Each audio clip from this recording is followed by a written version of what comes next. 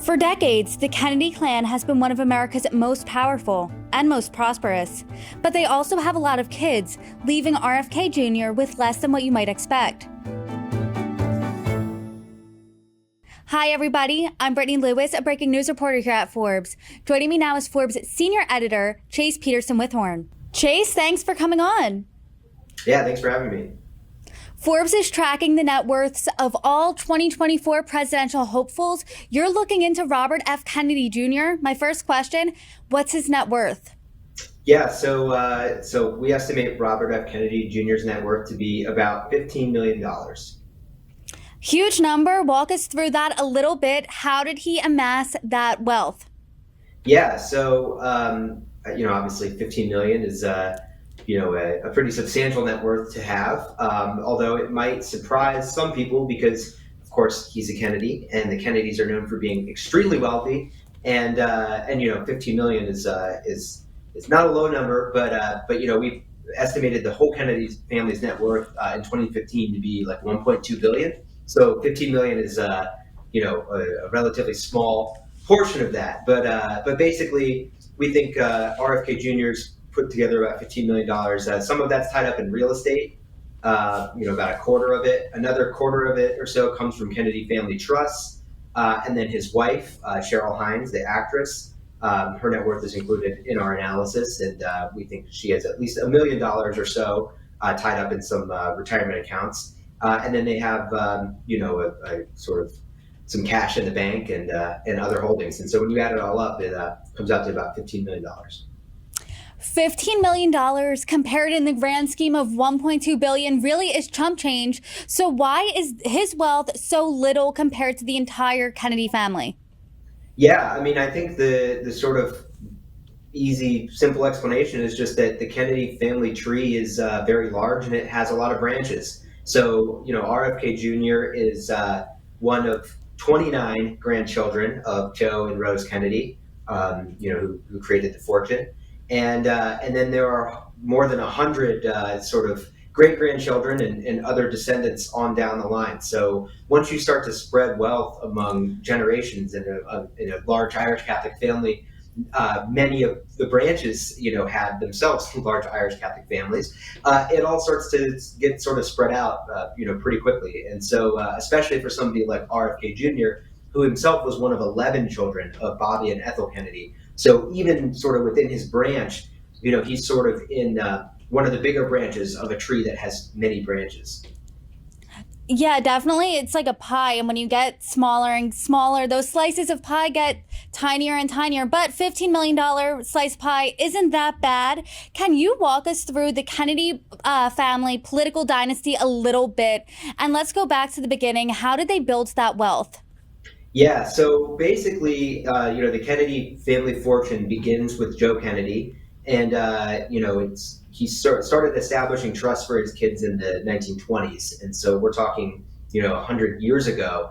Joe Kennedy basically got rich as a stock speculator, as a real estate investor. He owned a Hollywood studio for a while. He had a liquor importing business. There were rumors that, that he was involved in bootlegging during the Prohibition, although I think that hard evidence of that hasn't necessarily ever been found. But created a serious fortune, and basically had aspirations that his children would sort of use that money to go into public service, to go into government, and so sort of establish trusts for his kids so that they would remain wealthy for a long time, and then encouraged his son John F. Kennedy, who became president. And then Bobby Kennedy, who's RFK Jr.'s father, was the attorney general, and then he was a senator, and then he was running for president in 1968 when he was assassinated.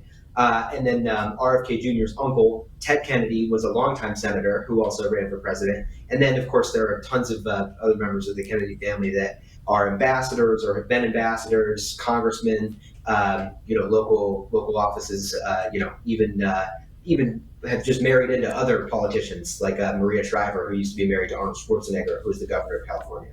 So the family sort of started with Joe Kennedy's riches and sort of morphed into this political dynasty where they sort of helped taken their wealth and used it to allow them to sort of go into public service.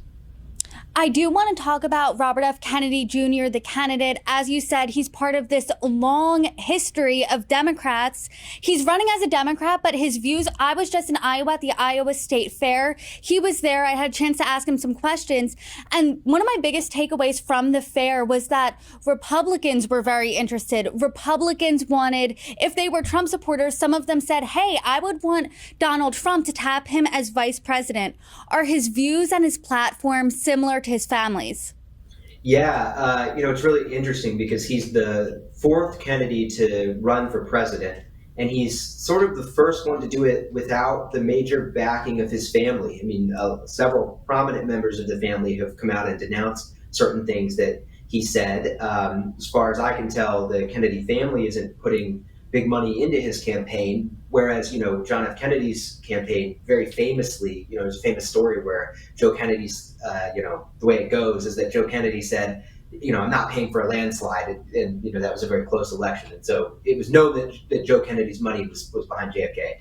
Whereas for RFK, he's doesn't really have the backing of his family. And instead he's sort of courting small donors and some big, big donors as well, including Timothy Mellon, who is a Trump supporting, heir himself and a Republican. And so he kind of has carved out this sort of interesting niche where he's catering to, he's trying to play up the Kennedy family name, and he's running as a Democrat, and he's part of a family that's, revered within the Democratic Party. But he's sort of, his political positions oftentimes are more aligned with Republicans, and the donors that he's courting are often Republicans. And so it's sort of it's sort of unlike what his uncles and other family members have sort of done in public office. You've followed money and politics for a while. Is it normal for a candidate with this much net worth, 15 million, to be courting small donors? Yeah, I mean, it's not necessarily uncommon. It's a little, usually when somebody of, maybe his wealth runs for president, a lot of the time they're sort of at least partially bankrolling themselves. Past Kennedys have given some of their own money to their efforts. When Michael Bloomberg ran for president, he put a lot of money into that, and so it's a little bit interesting to see somebody who's sort of not putting any of their own money into it. But look, Donald Trump did the exact same thing. He didn't really put money into his campaign at all, and instead, courted small donors, especially in the beginning, and took a lot of money from sort of big interests along the way, and is doing it again. So it's a little bit uncommon, but there's definitely precedent. Forbes has been looking into the finances of all of the candidates. How does RFK Jr.'s net worth stack up to the other ones?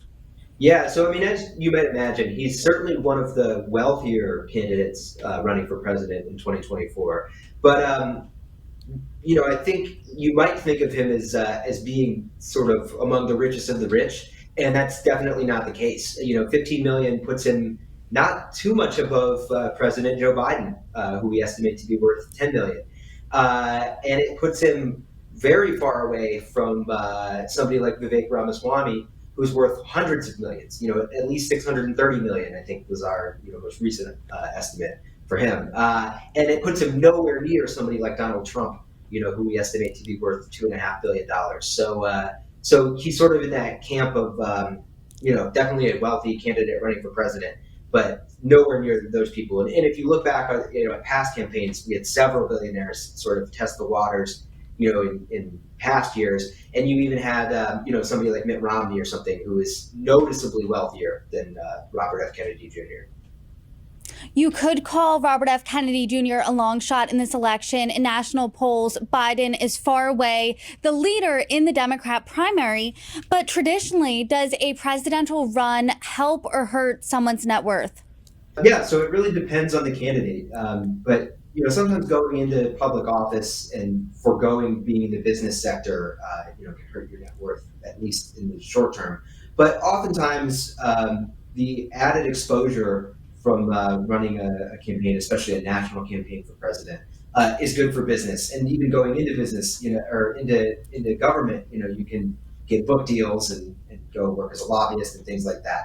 And for somebody like RFK Jr., who runs an environmental law firm, has a nonprofit, and is an author, and sort of has had a long career, partially finding ways to profit off of his celebrity and his name. This is good. This is good for business. You're drawing more attention to the things that you're passionate about, and to the things that you're sort of in business to address, like his law firm. I mean, it would be not inconceivable that he would be drawing more business to the firm over the long run by raising his national profile even higher. Chase, thanks for joining me. Yeah, thanks so much for having me.